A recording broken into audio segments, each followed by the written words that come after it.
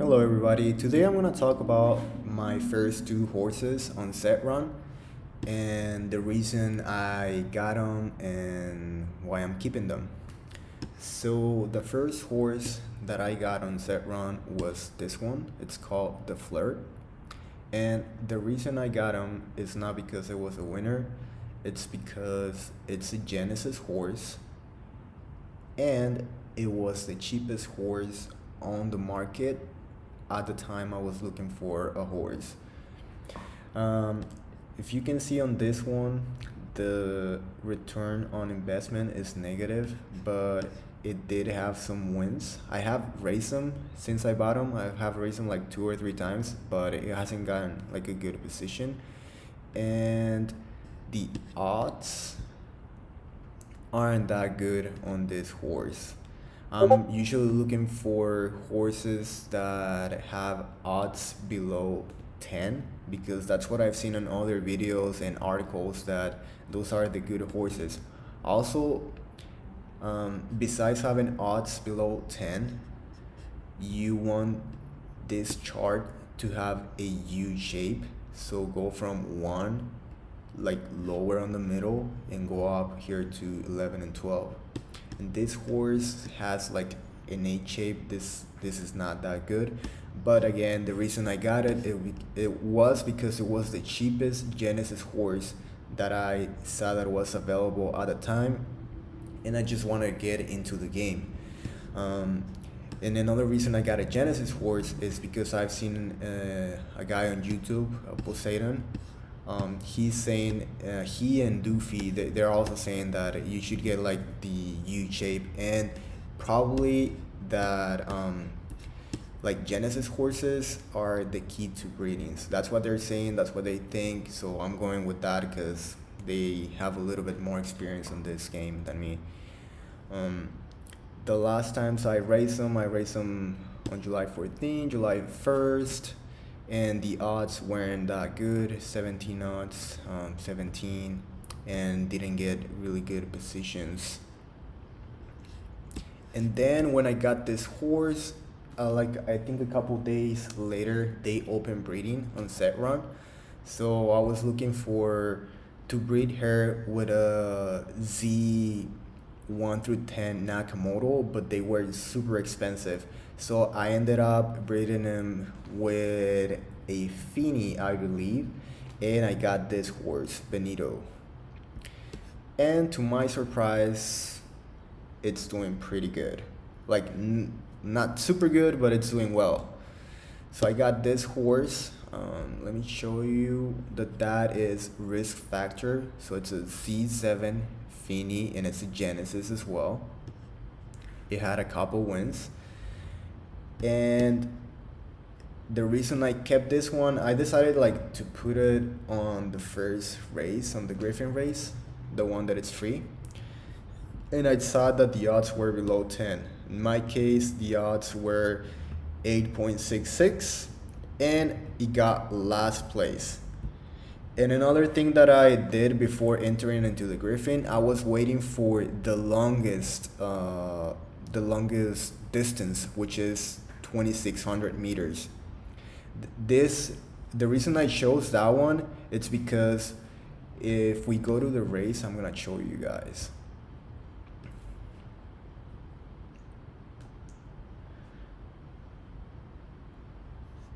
I'm gonna show you this race.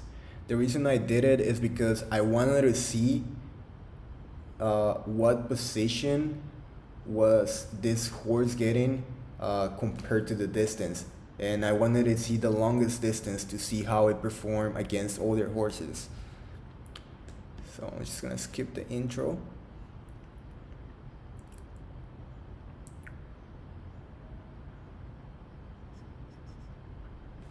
Alright. So again, the reason is because I wanted to see if, like, this is 2,600 meters, but I wanted to see like at 1,000 meters, which here would mark it as 1,600 meters left. If my horse was in first place, I would have a good idea that it will be a good horse for 1,000 meters. Let's see. So it's 2600, right? So there are 2200 left, 2200 meters left. So right now, where is it? He's over here. Here is in 11th place right now. Right, so right now it's 1000 meters. It's like in 11th place. So I knew my horse wasn't gonna be good for 1000 meters. At least for the first place. For this first race, it was gonna give me like a good idea of what distance he was gonna be a good horse at. And then here you see that it's starting to close. Oh, never mind. If it was 2600, 1000 meter will be here, around here, 3rd place and 5th place. And just wait a little bit more. So right now I'm not good with the math, but you get the idea. Like, I chose the longest distance, and I was just looking how it will compare to other horses at certain distances. Here there are about 1100 meters left, and it's in 3rd place. So for 1400 and maybe 1600 meters, this horse could do like could get good positions. And it's doing good, but as the race gets longer, it starts to get like in the last places. So this gave me a good idea that I shouldn't be running my horse in the longest distances. As you can see, it starts to get far behind, and the other horses starts to like catch up.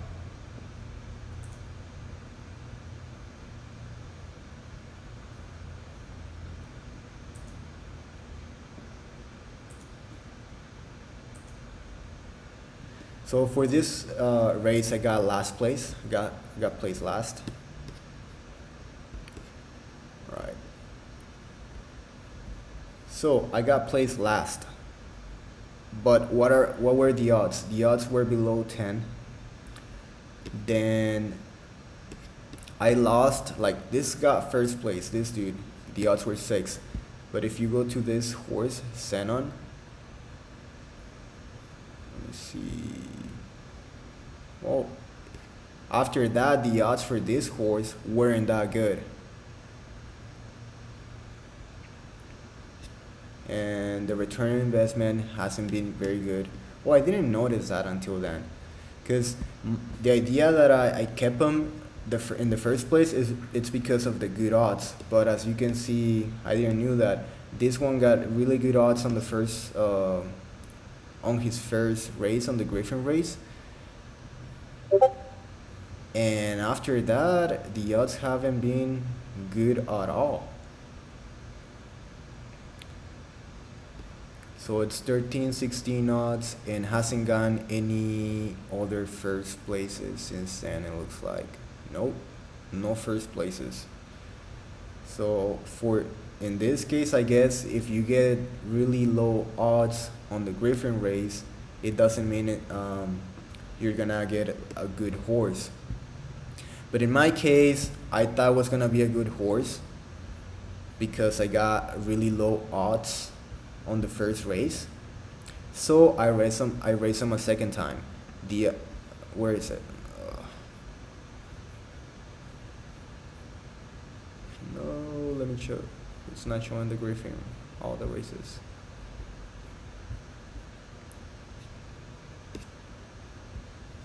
I'm gonna refresh this page.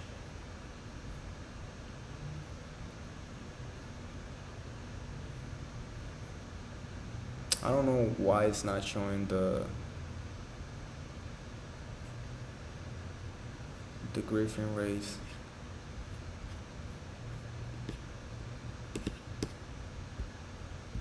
What's the Griffin race? So the Griffin race was odds of 6. Then the second race, I think I got like 3rd place. But I don't know why it's not showing them.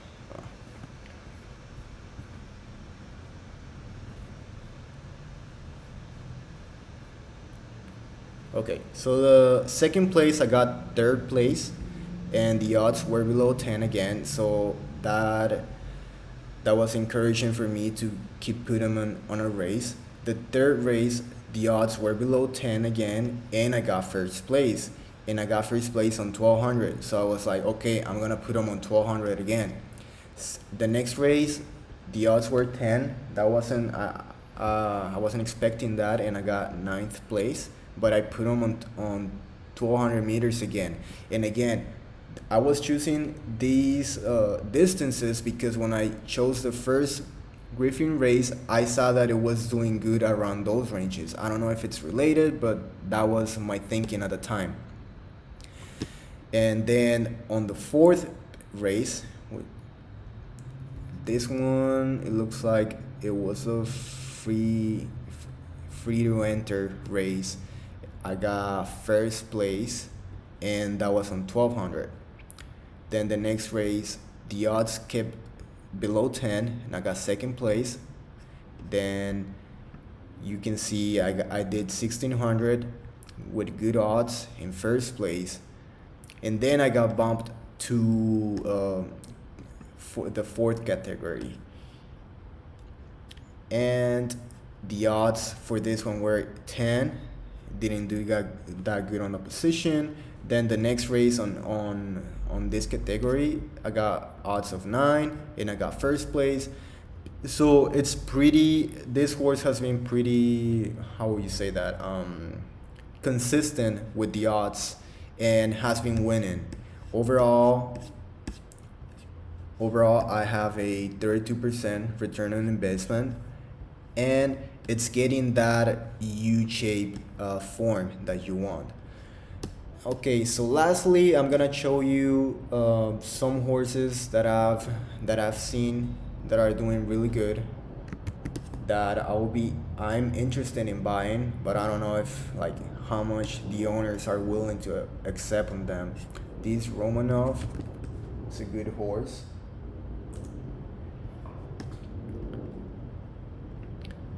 It has 90% return on investment, 12 races. And I thought this is a good horse as well because of the odds that it's getting, and it's getting wins. It looks like it's currently entered in 3 races, and the odds for the last 2 races aren't that good, but for 1400 meters, the odds are pretty good. It was last race yesterday, and it got first place, so I think this is a good horse as well. What other horse? I have this Tanqueray. I think this is also a good horse. It has that U shape. Look, beautiful U shape. The odds are below 10. So far, it does have a positive return on investment, and the profit for this one, like this dude has a bunch of races, and if you can see the profit, 2 Ethereum profit, that's a lot of money. This is a winner right here. But I don't think this dude is gonna sell it very cheap. Then I have this other horse, the Crimson Chin.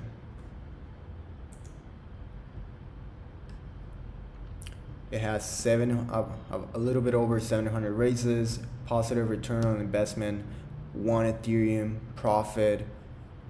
It's a C7 legendary Zabo, and it has that U shape as well.